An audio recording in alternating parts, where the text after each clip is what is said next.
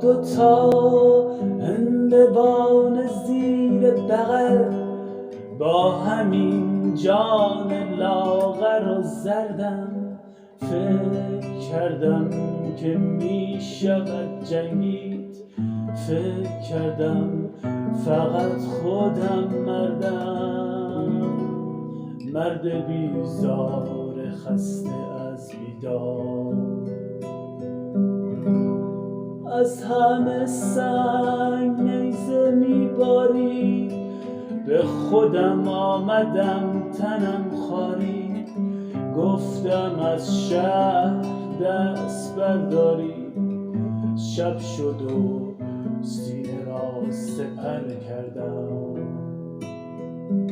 مثل یک کوه سخت از فولاد.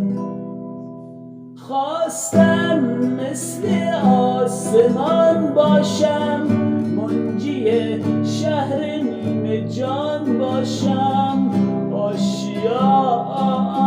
پرندگان باشم، با همین دست خالی و سردم نعره برداشتم که ماه آمد، مرد جنگاور سپاه آمد، چگارای بیگناه آمد، گرچه یک بیچراغ شبگردم، همچنان با زبان شعر و غزل،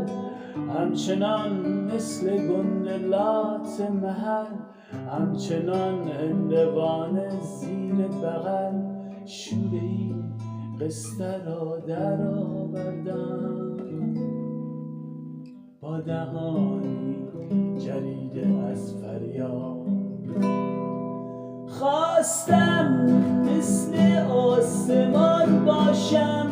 منجی شهر نیمه جان باشم، آشیان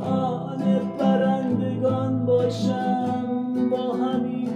دست خالی و سردم نعره برداشتم که ماه آمد، مرد جنگاور سپاه